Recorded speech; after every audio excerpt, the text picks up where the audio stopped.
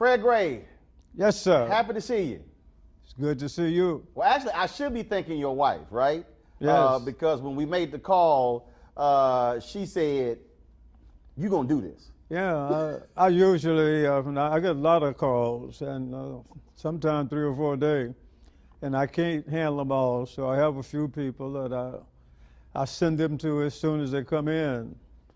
And of course, when I sent that one, Carol said, "You got to go and listen to that one." I'm here. Well, see, that's why, Mama, Daddy and Mama said, "Look, you take care of the wife, you take care of the secretary, you take care of the mama, you're going to always be good." I think you're right. And my 66 years of law practice and dealing with persons in each of those categories is the same. And it's like one of the old prophets of old said in the Bible, "He who findeth a wife findeth a good thing." And I've had 2 good ones. All right. And still have one. All right then. All right then. How do you respond, or how do you feel when folks go, "The legendary Fred Gray, the civil rights stalwart, the beacon of light," when all these descriptions folks have of you? Well, I would like to hear all of them, but you probably hear more of them than I do.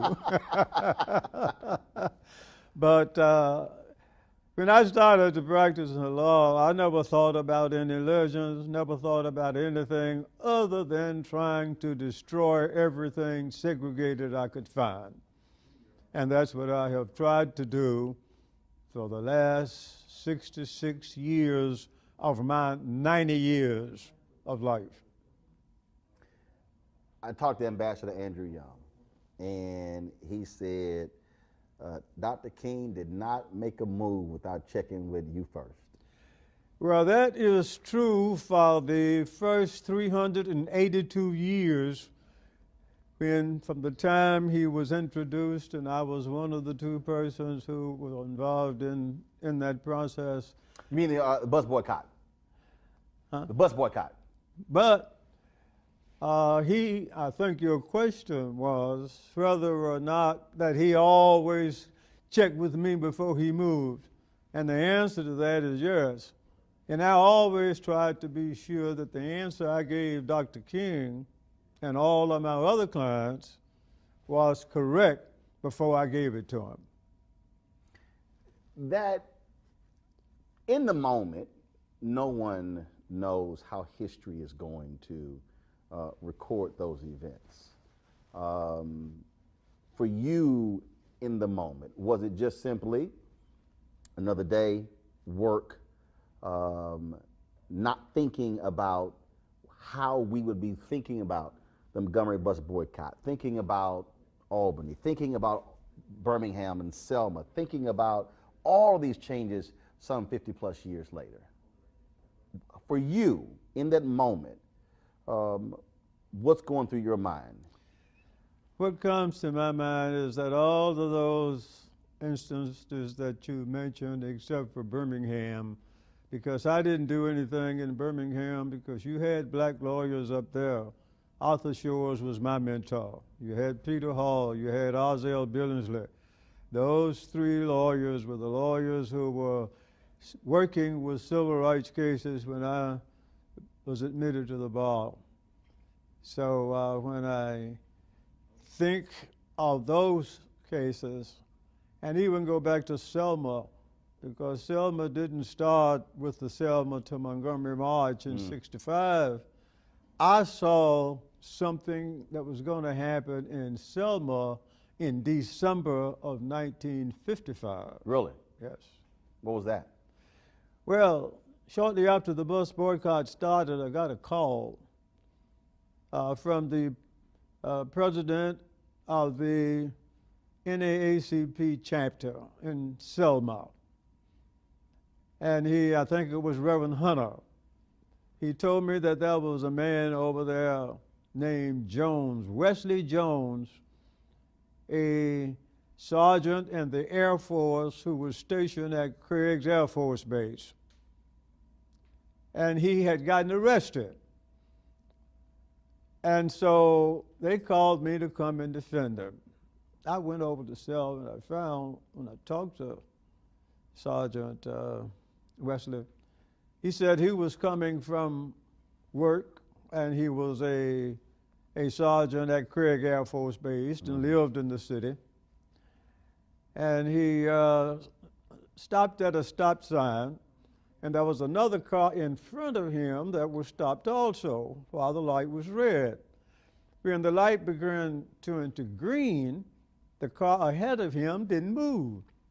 So he just tooted his horn, thinking if he just tooted his horn that the person would go ahead.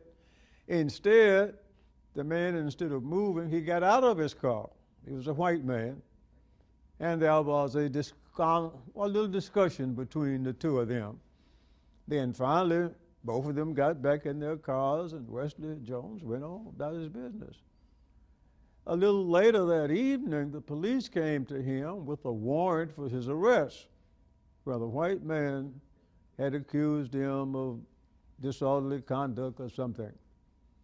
And so Reverend Hunter and the NAACP thought that if the police would issue a warrant in a situation like that, this man needed to have defense. So I went over there, took a couple of persons with me, including my brother-in-law, Hilbert Hill, and another fellow named Frank Massey. And we went and had this trial. And of course, it was a segregated trial in the city courts of the city of Selma.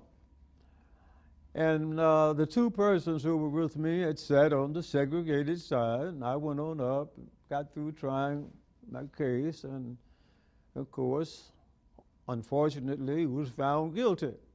But something else happened in the course of that trial.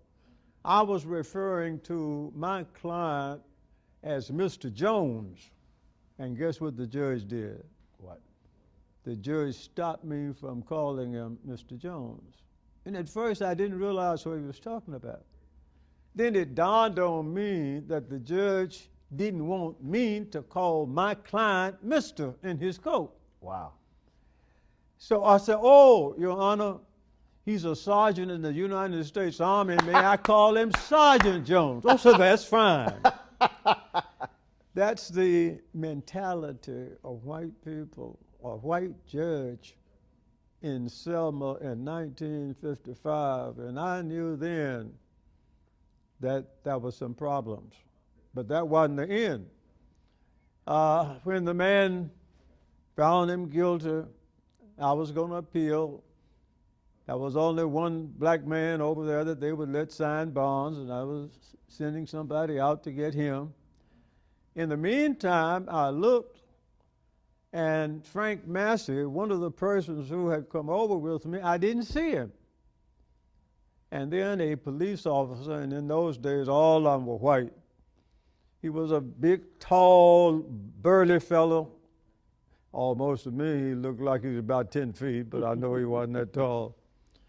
And he said, if you're looking for that end that drove you over here, he's in jail. I said, in jail? Well, the jail was right down the hall. He said, yes. I said, what he was in jail for? Drinking liquor in the courtroom. Well, I knew that wasn't true. I said, well, may I go back and see him? He let me went back. I talked to Frank. And Frank said, well, what happened, Fred, is that I was sitting there in the courtroom, and a black guy came in with a white uniform on and sat by me, stayed a few minutes, and got up and left. And a few minutes later, a police officer came, touched me on the shoulder, and said, come and go with me and bring that bottle under your seat with you. And true enough, there was a liquor bottle under his seat. And of course, Frank said, well, apparently it happened. He didn't pay any attention to it, but we found out later that that was an inmate in jail. Wow. And he had brought the liquor and laid it there. And then they took Frank over and lectured to him. And this is what Frank told me. He says that the police told me, said that Ian up there, that Ian lawyer, and those Ians over in Tuskegee has a mess going on in Montgomery, and we're not going to have any mess in Selma. You tell him that when he crossed that bridge, don't ever come back to Selma. That was my introduction to Selma. Of course, I had known Mrs. Borrington over there, and it had some little real estate matters that had taken place. But I knew then that it's just going to be a time before something happened. And of course, Bloody Sunday happened. It was almost 10 years later. Why the law? Yes, sir. Why the law? Why did you decide to go into the legal profession? Was it something specific? What you always wanted to do? What was it? Talking about how I got involved in the legal. No. Why did you want to be a lawyer? What led you to want to become a lawyer? Oh, okay.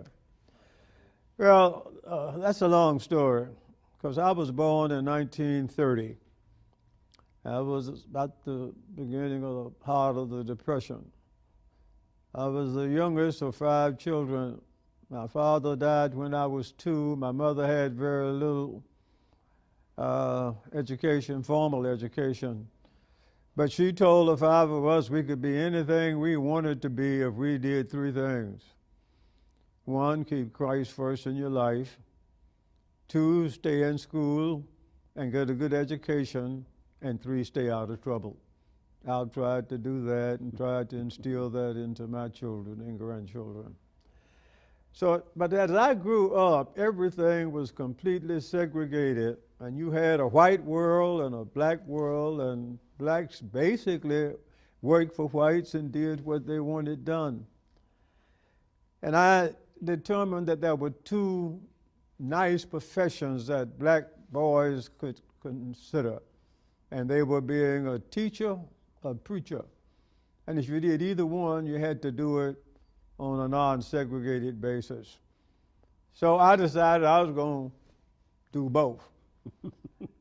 I grew up at the Holt Street Church of Christ in Montgomery, and we had a preacher from Tennessee who knew that there was a boarding school up in Nashville by the Church of Christ where they take these boys and teach them how to be preachers. And he told my mother, even though she didn't have any money, she says, Fred needs to go up to that school. And he took us up there when I was 8 years old to the Nashville Christian Institute. to learn how to become a preacher. And apparently I was doing pretty good. At the age of 8? Huh? At 8? No, I was 12 then. Got it. Okay. No, I was baptized when I was 8. Got it. But I went to Nashville when I was 12. And that was after I was in the 8th grade at the time. Got it. So the president of the school, whose name was Marshall Keeble, he was one of our old pioneer preachers, and he knew both white and black people who were in the church. And he decided that while he was not an educated man, he knew people, and his responsibility as president was to go and raise money and recruit students. And he decided one way he was going to do that is take these little boys who was learning something about preaching, and when he go and travel in the Southeast to these black churches of Christ, he would let these boys get up and preach first. They raise a collection for him, and they come out back to the school. And he tell them, said, now you send your boys to us, even though they're bad boys, we can make them like these boys. So I must have been pretty good, because I traveled with him throughout Tennessee and Georgia and Florida and Alabama and Louisiana and the part of eastern Texas. And I finished there in 1948. I now know a little something about preaching. Came back to Montgomery to attend Alabama State College for Negroes, now Alabama State University, to learn how to be a teacher. I lived on the west side of town, which was the ghetto area where nothing good supposed to come from, in Washington Park and Jeff Davis and Day Street. So I had to use the public transportation system. And I saw that our folks were being mistreated on the buses, and one man had been killed as a result of an altercation on the buses. So I made a commitment, and I saw that everything else was completely segregated based on race. I didn't know anything about lawyers, but they told me that lawyers helped people who had problems.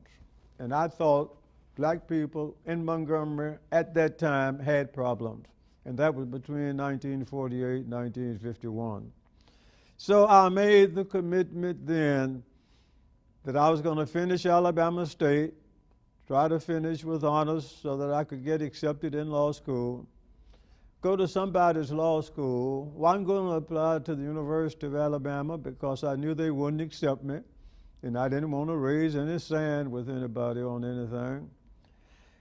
But at that time, all of the southern states, including Alabama, under the case decided in 1939, Gaines versus U.S., decided that to keep blacks from going to the white universities where they wanted to go to graduate or professional schools, and they didn't have them at Alabama State, Alabama A&M, nor Tuskegee, the state would pay a portion of their tuition, room, and board, and their transportation costs.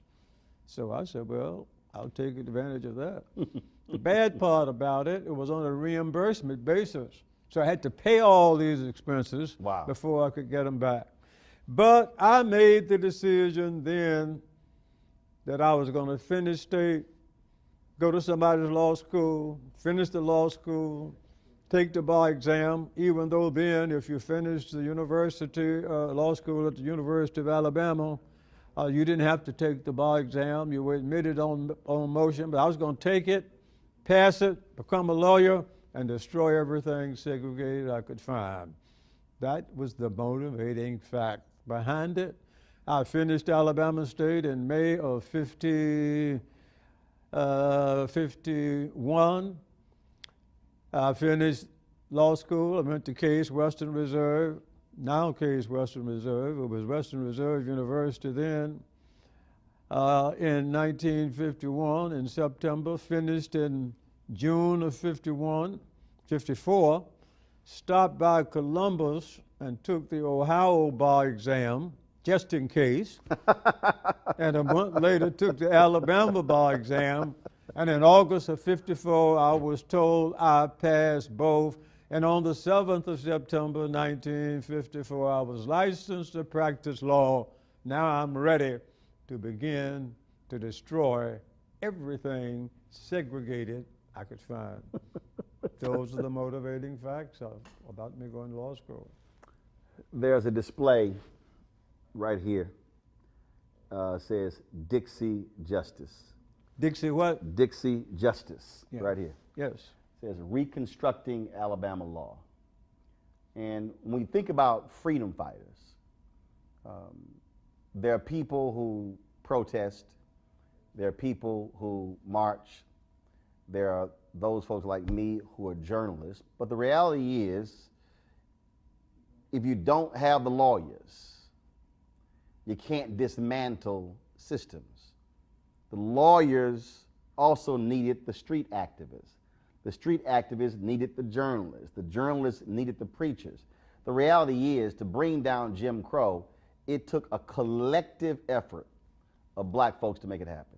That is exactly what I have been telling people all the time, is that what developed into the civil rights movement of the late 50s and 60s and forward, it was a combination of people doing different things. And all of them were very important, and you've outlined them. But the lawyer's role, and I used to have people who would tell me, they tell me, you said you did something in the civil rights movement, but I never did see you in the marches. I said, that's right, you didn't. The only time I marched was a ceremonial march. I marched from my office in downtown Montgomery up to the courthouse after they finished the Selma to Montgomery March. So it took all of those people that you talked about working together with proper legal advice in order to do it. The lawyers didn't, as a lawyer, I didn't try to do all of it. It was enough for me, and I had to get help, enough just to handle the legal matters and let them know that what you're about to do is illegal under the law. Now, you need to know that. Now, if you violate it, you're going to have to be prepared to take whatever the consequences are. So then, if you want to do it, fine. If you want to go to jail, be prepared to do it. If you want me to get you out while you're there, fine. If you want to stay in there a while and then get me, just let me know. So it takes all of these efforts cooperatively. And no one could have done it by themselves, and no one tried to do all of it. Well, that's why Ambassador Young always says, Dr. King would make it clear. He said, look, everybody can't march. He said, because somebody got to bail us out when we hit in the trouble. Your lawyer can't be sitting next to you in the jail. You need your lawyer outside. That's right. That is exactly right. And that's why, as I see individual, and we did that during the Montgomery boycott. And we probably did it because things were so bad and we had been treated so unjustly that anybody who would come together and try to help us do something, let's all work together to get it done. And that's why the African Americans were able to stay off of the buses for 382 days during the bus boycott. When you think back to all of those moments, I've often said that one of the greatest mistakes that we make today is that we focus on the march, the speech, the event, but not the strategizing, the planning, the discussion. Talk about that, what that was like to be in those conversations in the back and forth, whether it was King or Lowry or Marshall or all different players, Wilkins and Whitney Young, everyone, as they strategize and walk through and visualize and bounce things off, and you're there as the lawyer navigating that as well. How vital the strategizing was in the movement. It was very, very important. And let me tell you about the Montgomery bus boycott, because I'm almost the only person who was in the inner circle of the planning of the Montgomery bus boycott. I think there's probably only one now that's left other than me. And that one was one that ended up getting out of the movement before it was over and going on something else. So of those who stuck with it, I'm just about the only one who's there. Let me tell you how the plans were made, and most people didn't know about it even then, and they were part of it in connection with keeping people off of the buses. Well, we all realized that at some point we're going to have to file a lawsuit to declare the city ordinances and state statutes unconstitutional. However, it takes a long time to do a lawsuit. You can do it, you've tried, you got 2 or 3 appeals, take 2 or 3 years. And if you're going to tell people immediately that you got to stay off of the buses until the lawsuit is resolved, they say you whistling Dixie. However, if you tell them, let's stay off for a day as a protest for something, that's different. Well, Joanne Robinson, who was a professor at Alabama State in English, had had a bad experience on the buses as far back as 1948. And that bus wasn't even completely full, but she sat about midways, and she had a bus driver who wanted her to sit further in the back, and she just got off the bus. But she became the chairman of the Women's Political Council, which was a group of black women in Montgomery who was trying to produce or increase the living conditions for all African Americans. She started documenting every incident that she could find. So, and she said what we need to do is stay off of these buses. So you had people who got arrested 1 or 2 times. We knew about Claudette Carvin, the 15-year-old girl who did what Mrs. Parks did, but did it 9 months before without any instructions and any prodding or any encouragement. She just thought it was wrong after she had been studying black history, incidentally, the week before. But I represented her, and she was my first civil rights case. And when I lost her case before Judge Hill in the juvenile court, where they found her to be a delinquent and then placed her on unsupervised probation, which was saying nothing, I tried to get the judge and tried to tell him that what they were trying to do was to enforce the segregation laws, but he wouldn't listen to me. He still found her guilty. So what we did, Joanne had that, and she had gotten the leaders in Montgomery, and E.D. Nixon was the Mr. Civil Rights involved. And after that, she was convicted, had a meeting with the city officials about it. They said, well, we're sorry what happened to that girl, but it won't happen again. Later then, Rosa Parks' case came up on December 1st. Well, I knew her from my earlier days. And on the day of her arrest, we had had one of our conferences that we had had for about a year since I started practicing. And we had been talking about what you should do if you are arrested on the buses. I was going out of town that afternoon, and we hadn't ended our little conference. So when I got back, I had phone calls from Mrs. Parks and a lot of other folks telling me that Ms. Parks had been arrested and she wanted to see me.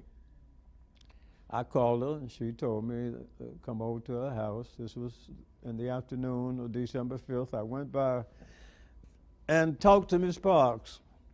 She told me what happened.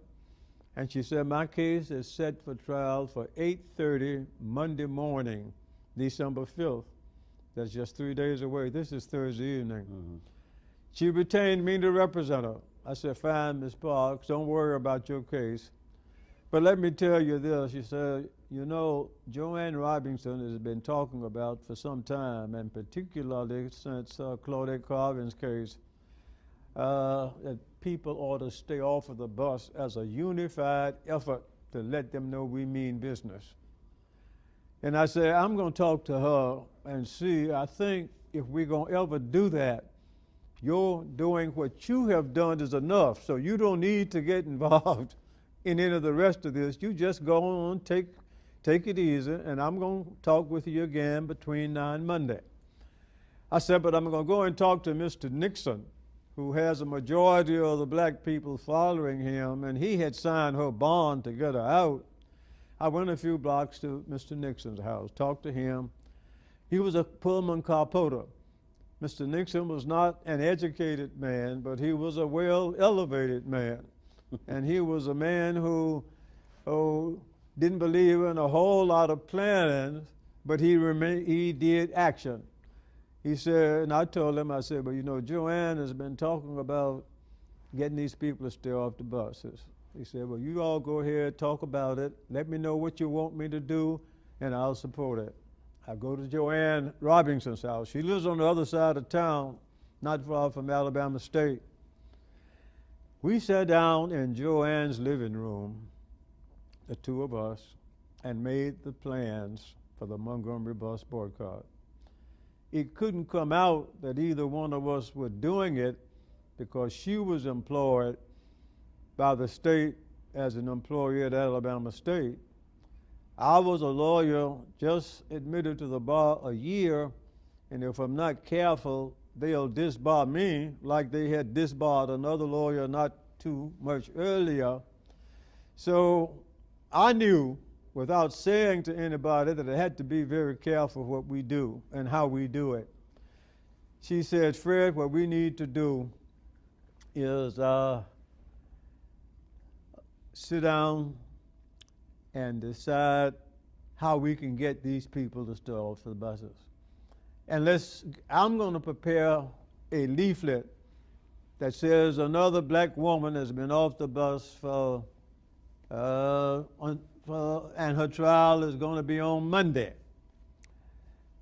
But we want them to stay off after Monday. I said, well, Joan, if that's true, then we're going to have to make plans. Suppose they stay off, then we're going to have to be prepared to go further. I said, fine. Well, this is what we decided we had to do. One, if that's going to happen, number one, you're going to need a spokesman, because somebody's going to have to speak for these black folks and not them try to speak all for themselves. In addition to a spokesman, if we're going to keep them off the bus, we got to somehow raise some money to take care of the expenses. And we're going to have to get somebody to plan a system of getting folks to and from wherever they are going. Normally, Mr. E.D. Nixon would have been the head, whatever you call him, because he had more followers than anybody else. But Rufus Lewis, who was a former coach at Alabama State, also had some followers. He was concerned primarily about registration and getting people admitted to when they are elected, they must be responsible. He ran also a nightclub called the Citizens Club. And guess what? In order to get in there, you had to be a registered voter. So I said, we need to find, so these two people, which one are we going to use? Joanne said, neither one. Said, use my pastor. Martin Luther King, haven't been here long, haven't been involved in civil rights activities or no other activities other than his church. But one thing he can do, he can move people with words. I said, that's what we need. Now, had you met him by that point? Had you met Dr. King by that point? I had met him, yes. I had met him, but I didn't know him. I wasn't a member of his church. Did you think it was a good idea? I told her, I agree with you. And then I said, Joanne, let me give you or suggestion for these other two men, because we need them because they have supporters. Martin doesn't have anything but the few people who had Dexter. I says, let's make E.D. Nixon treasurer, because he's a Pullman car puller and he know A. Philip Randolph in New York, and he'll raise some money to help these black folks. What we're going to do with Rufus Lewis, thanks to his wife. His wife is half owner of Ross Clayton Funeral Home, the largest funeral home for blacks in Montgomery then and still is. And they have cars. We need cars to transport people, and they have somebody who drives those cars. So make him chairman of the Transportation Committee. And then you're going to, believe it or not, you're going to need something else. You're going to need a lawyer. Well, here am I, send me. Those were the plans that we made. Martin to be, Dr. King to be the chair. The spokesman is what we call them. Mr. Nixon, the treasurer, Rufus Lewis, chairman of the Transportation Committee, and Fred Gray was legal for doing the legal advice part. Our responsibility was to get that word out to other people so that when the official meeting took place at Mount Zion AME Church, Dr. King was selected chairman before he got to the meeting. Rufus Lewis was elected chairman of the Transportation Committee. And of course, Mr. Nixon was selected as treasurer, and Fred Gray had the responsibility of doing the legal work. And that seed was planted and passed on to other people. And when other people made the motions in the meeting, they didn't know where it came from originally. Some of them even thought they originated it themselves. And I take it you and Joanne shot each other looks like. Well, what happened when we won, when the buses started running Monday morning and black folks weren't on it, we both know that was good. Then we knew we had to go and have Miss Parks' case. Well, I knew they weren't gonna find her not guilty. So I knew it was gonna take care of all a bit of about 15 or 20 minutes for her case, because I wasn't gonna put on case. I was gonna prepare and reserve my motions. And we're gonna appeal the case, and then these people can go and have these official meetings that they need to have and meet at Holt Street Baptist Church. And when they met and when they heard Dr. King, and when Joanne and I sat there and listened, we looked at each other and said, well, Fred, and she said, well, Joanne, I think it worked. And it did. So if we're going to work today, and then all of these people got together and stayed off of the buses for 382 days, we don't get out there and try to do it by yourself.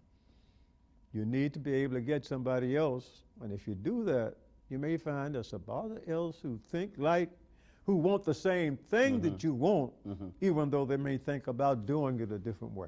So so when people talk about Miss Colvin,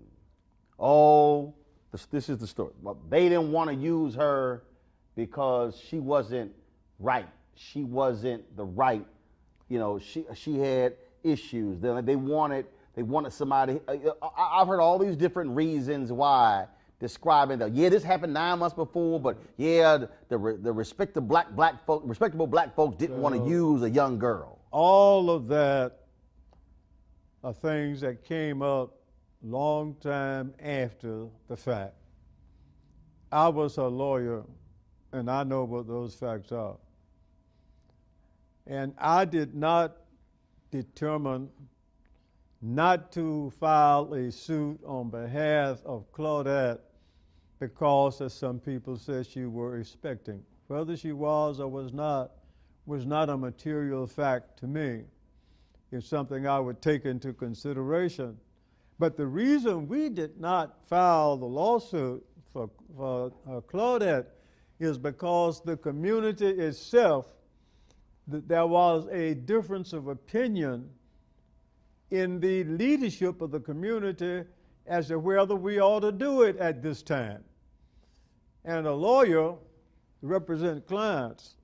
And while Claudette would have been ready for me to have filed a case then, I would rather to have done with her case what I later did with Ms. Parks' case, go ahead and appeal her case, take it on up through the system, and at some point along the way, when we can get the community and its leadership together on the fact that they say we ought to file it, then we can do it. And you know what it took for the community to get to that point? When they end up bumming a whole lot of houses, including Reverend King's, they said the time is now ready. And a couple of days afterwards, I ended up filing a lawsuit that I had had ready long before, the case of Browder versus Gale, which desegregated the buses in Montgomery. And that's what's called now the rest of the story. Yes, sir. It started off as a one-day boycott. It goes to 5 days. Were you shocked? Were you surprised? Every day. Every day. Black folks said, we are not stepping foot on that bus. They didn't break. They didn't bend. They stuck with it, and the coalition stayed together. I was not, once I saw the people were offered the buses on Monday morning before Mrs. Parks' case, that many black people staying off of the buses was enough to convince me that if we make a reasonable effort to get them to where they are going, we'll be able to do that. And Joanne and I anticipated that when we made the initial plans. So then to motivate that, when you got ready to go to Hope Street Baptist Church that night, beginning at about 3 o'clock in the afternoon, people started going. And when the time came, and I think it was 7 o'clock, you couldn't get almost a block of the church. And then when you were able to hear Dr. King say, and they make all the plans, and they announced how they were going to have people who was going to be here and there and other places to get them where they were going, these people realized that there's a plan to get us to where we need to go. And we may have to do a little walking, but that's a part of it. I was not surprised then. All I wanted to do was to be sure that as best we could, we would be able to do it. And everything that the opposition did against us helped us. They came out one time and said that the bus boycott was over. And even got at least one of the preachers involved to get involved in that. But we got word of it and told our people, don't you believe it. That's not true. We're going to stay off till we can go back on an integrated basis. That was a part of it.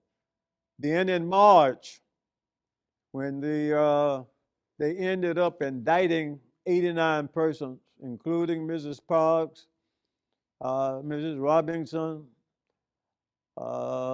Dr. King, and most of the preachers. So that was an incentive. Then I was also indicted by that same grand jury, not for boycotting, but for allegedly representing one of the original 5 cases in the case of Browder versus Gale. So we had to do that.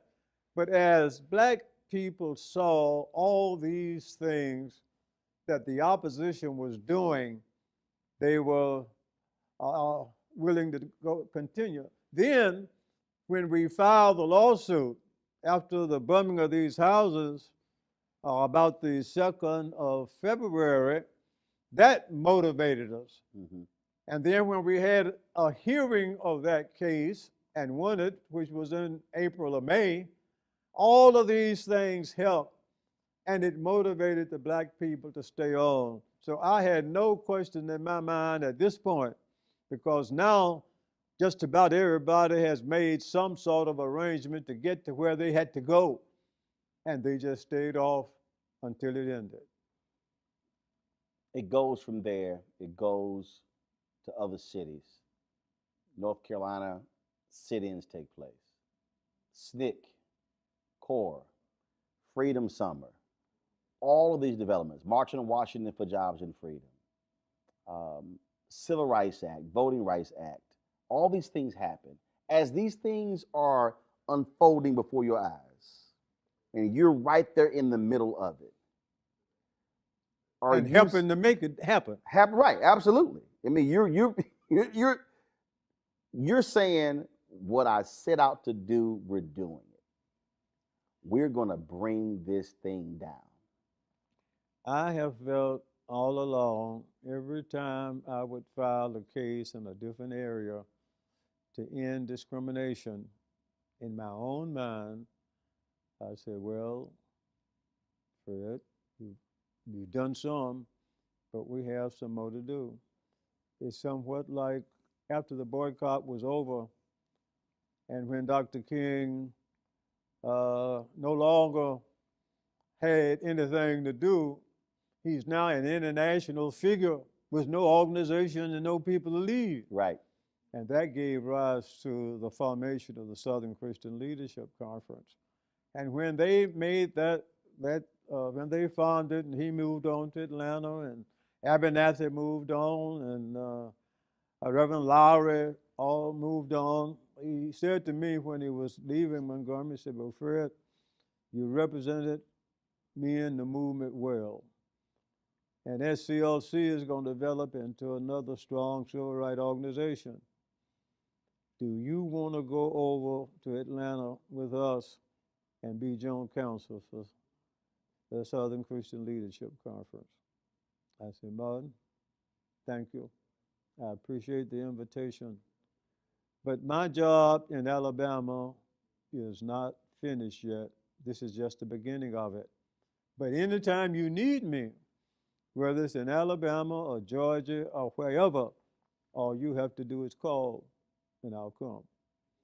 So I realize that all of these things as they unfold were another step toward carrying out the object and purpose that I had secretly, and it's good I kept it secret, and I didn't even tell people till about 30 or 40 years after I was practicing law.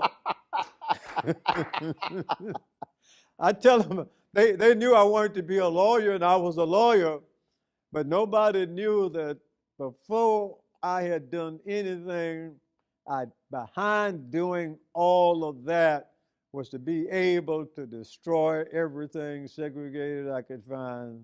And I believe, with a lot of help along the way, during the last 66 years, I have been instrumental in at least helping to change some of it. But the struggle for equal justice continues. Many people Yes, sir. believe, and Congressman John Lewis often said, that after the Voting Rights Act passed, he felt that was really the end of the civil rights movement. After that, then of course, 68 comes. April 4th, 68. Where are you, and what is your reaction to what takes place in Memphis? Well, you know, the Selma Montgomery March, when they had Bloody Sunday, they called me, and I went over and I filed Jose Williams and John Lewis versus Governor Wallace the next day, less than 24 hours, about 24 hours after it happened. So I knew that was another step. But I never thought that that was the end. I knew we were having trouble even with the school cases that I'd filed in 63, and now it's just 65. But that should have given the opposition, if they thought about it to say, well, we ought to treat these people right. But they've never gotten to that point. And I think one of the most disappointing things in my own little mind as a boy from Alabama, and I'm not a lawyer for the whole nation. My work was primarily here in Alabama. That's what I wanted, and that's where I primarily have stayed. I helped other areas. But you have to be able to keep focused on where you are. And I realized, but the thing that I was trying to say, when you get 90, you don't always follow them correctly. But the point is that you just can't, I've gotten that one a little bit off, but the point I wanted to make is as we try to change things, you have to be in a position to continue to move along in the direction that you should be going. April 4th, 68. Where are you? What's that? April 4th, 1968. Memphis tragedy strikes. Where are you? How do you find out? How do you feel? You're talking about Dr. King's death? Yeah. I was here in Tuskegee at that time. And of course, I was very sorry and very, very upset over his death. But it was one of those things that we always knew, and he always knew, even as early as the bus boycott, and this was several years before, that there was a possibility of losing our lives in the movement. So we have to be prepared to do it. But even so, he still believed in nonviolence and social change. Were you prepared? Yes, indeed so. And there were some people in the movement who didn't believe in that. And my brother happened to have been one. But I did believe in that. But you have to be able to stay focused and move ahead and do it in the right direction. But when I heard about Dr. King, and if you remember, when he published his first book, he was stabbed at a department store in New York. Yep. So he realized that he may get killed. And he knew that was always a possibility. But, you know, you never want those possibilities to happen. And I was very sorry about it. But we couldn't stop. He wouldn't want us to stop. And we didn't stop. And we continue. How does Fred Gray feel when he sees Black Lives Matter? When he sees these new young lawyers? When you see this next generation doing what they do? I think Black Lives Matter they are just developing what some people earlier called was Black Power, what some call the movement. And all of these were simply short terms for trying to do what African Americans have tried to do and have been doing since they were brought here in slavery. And that is to do away with inequality and to do away with racism. And this is simply their form of trying to do the same. We've chipped at it. We have just about removed all the laws that required segregation, but now they enforce it without the laws. Right. And have the same results. We've always had police brutality. That's nothing unusual. And there have been lawsuits filed earlier on. So what they're doing is simply an extension of what we did and what our foreparents started, and we all have to continue to work on it. When somebody says nothing has changed, what do you say? What is your response to that? When you hear somebody today say, man, nothing has changed from those days in Selma and Montgomery and Birmingham. There have been a lot of things that have changed, and I can go back to when I started to practice law. Everything was completely segregated. Restaurants, schools, churches, and even sometimes ladies, particularly in department stores, they wouldn't let black ladies just put the dresses on. Employment, conditions in healthcare, residential segregation, educational institution. Every institution from kindergarten to graduate and professional schools in Alabama was segregated by law when I started practicing. And I filed lawsuits which destroyed it in all the educational institutions of higher learning. And in about 110 or the 120 secondary and elementary cases. Everything was completely segregated. It is not, and it was by law. So in employment, our people couldn't get decent jobs. Right. We have people now doing great jobs. Even the job you have and what you're doing now could not have been done at those days. So when somebody says that nothing has changed, they don't know their history. And they are, in fact, the recipients of some of the changes that has taken place. Right. A lot of people don't think about legacy. They don't think about what people will remember them by. They don't think about the work. You're living history. There's a bust of you sitting right over there. There are folks talking about renaming streets after you and all kinds of stuff.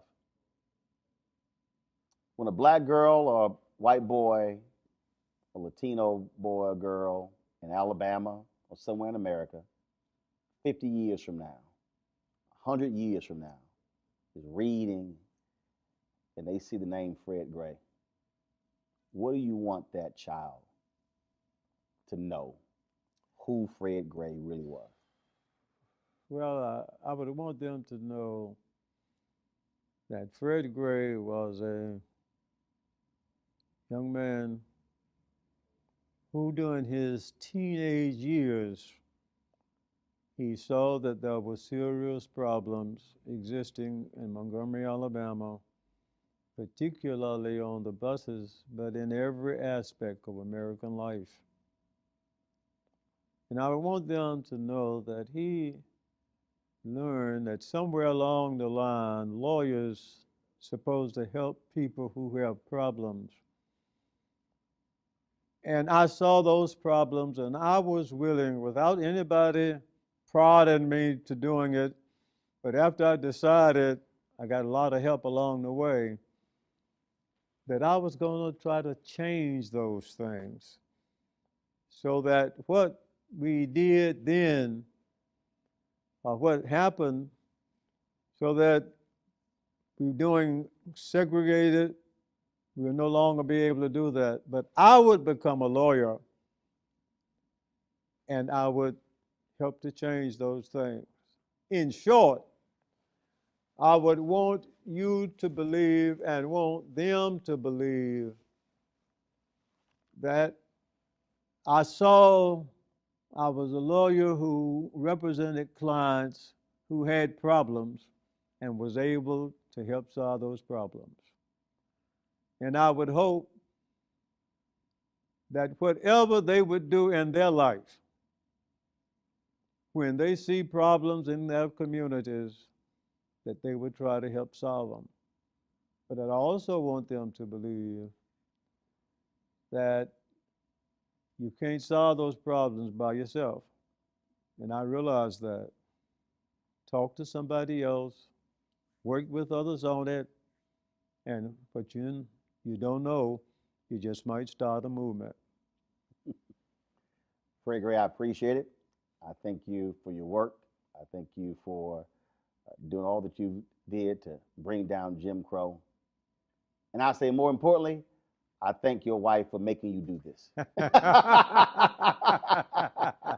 I appreciate it. Well, I appreciate her doing it too. And as I look back, Roland, over these 66 years, there are a couple of things I've seen these changes. But I want people to also know, and we have a whole 2 or 3 generations who know nothing at all about Jim Crowism. We're having this interview in the Tuskegee Human and Civil Rights Multicultural Center, which is a history museum that they need to come and see, because it talks about not only black people, but what Native Americans have done, what European Americans have done, and what African Americans have done. And you can see it all under one roof. And you can even see where the federal government mistreated those men in the infamous Tuskegee syphilis study. And we're sitting on a part of the memorial for those men. And then it is a brief history of the struggle that Africans have made from slavery to now. And you'll find on the west wall over there 4 or 5 cases filed by residents of this county that not only helped them in farm subsidies and serving on juries and learning to vote, but have helped those all over the country. So they need to come and be educated on that. But they also need to know that the struggle for equal justice continues. And not only do these young people who are black need to know that, but our white brothers and sisters and all the other ethnic groups in this nation needs to know it. But they need to know the struggle continues. What happened a few weeks ago at the Capitol, as we saw it unfold, we wondered whether we were in America or not. Right. Could this be America? So when we see that and see behind it racism, and recognize that the last 4 years of the administration that it's had has done nothing to get us together, but to separate us, we need to realize that those 2 problems that we had are really in there, and that is racism and inequality are still the problems that's out there. We need, and I was happy to hear our new president say that he's going to do something about solving those problems. So, because if we don't know the problem is there, we won't solve it. So if we can get those problems, we recognize we have the problem, then do what we did here in Montgomery. Come up with a plan to eliminate it. Get some people together, work together. Once you get a plan, execute the plan, and then remember that every one of us, while we would like for it to be start at the top about is wrong and a plan from the White House to the Congress to the Supreme Court to all those things, but every one of us going to have to do it. And unless we do it, we will still, years later, when we are gone, our ancestors will have to be working with these same problems. But we have a generation that I think, if they're willing to do it the right way, and I still think that what Dr. King and we did in the movement of doing it on a non-violent manner is the way to solve it. And we thank you very much. Yes, sir.